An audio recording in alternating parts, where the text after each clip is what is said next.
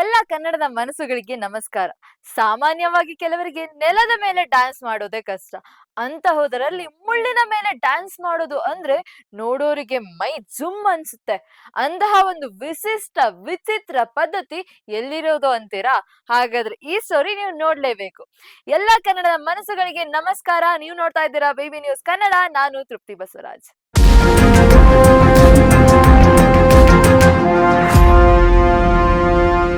ತಮಿಳುನಾಡಿನ ಶಿವಗಂಗೆ ಜಿಲ್ಲೆಯ ತಿರುಪುವನಂ ಬಳಿಯ ಹಳ್ಳಿಯಲ್ಲಿ ಪುಂಗಾವನ ಮುತ್ತು ಮಾರಿಯಮ್ಮನ್ ಅಂತ ಒಂದು ದೇವಾಲಯವಿದೆ. ಸುಮಾರು 63 ವರ್ಷದ ನಾಗರಾಣಿ ಅಮ್ಮ ಅವರು ಈ ದೇವಾಲಯದ ಆಡಳಿತಾಧಿಕಾರಿ. ಪ್ರತಿ ಮಂಡಳ ಪೂಜೆಯ ಸಮಯದಲ್ಲಿ 48 ದಿನಗಳ ಕಾಲ ಉಪವಾಸ ಆಚರಿಸುವುದು ಮತ್ತು ಜನರಿಗೆ ದೈವಿಕ ಮಾತುಗಳನ್ನು ಹೇಳುವುದು ಇಲ್ಲಿನ ಸಂಪ್ರದಾಯವಾಗಿದೆ. ಈ ವೇಳೆ 7 ಅಡಿ ಎತ್ತರದ ಮುಳ್ಳಿನ ಹಾಸಿಗೆಯನ್ನು ಉಡೈ ಮುಳ್ಳು ಮತ್ತು ಕರುವೇಲು ಮರದ ಮುಳ್ಳಿನಂತಹ ವಸ್ತುಗಳಿಂದ ತಯಾರಿಸಲಾಗುತ್ತದೆ. ನಾಗರಾಣಿ ಅಮ್ಮ ಅವರು ಭಕ್ತರನ್ನು ಆಶೀರ್ವದಿಸಲು ಈ ಮುಳ್ಳಿನ ಹಾಸಿಗೆಯ ಮೇಲೆ ಕುಳಿತು ನಿಂತು ನೃತ್ಯ ಮಾಡುತ್ತಾರೆ.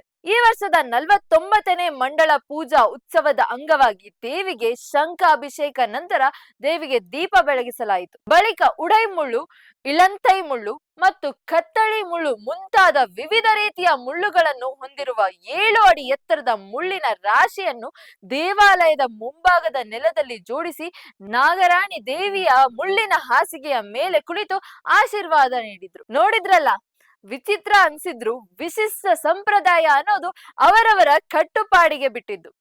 ನೈಜ ಹಾಗೂ ತಾಜಾ ಸುದ್ದಿ, ಪ್ರಾಮಾಣಿಕ ವರದಿ, ನಿಷ್ಠೂರ ವಿಶ್ಲೇಷಣೆಗಳಿಗಾಗಿ ಸದಾ ಗಮನಿಸಿ ಬಿಬಿ ನ್ಯೂಸ್ ಕನ್ನಡ. ಇದು ಕನ್ನಡಿಗರ ಪ್ರತಿಧ್ವನಿ.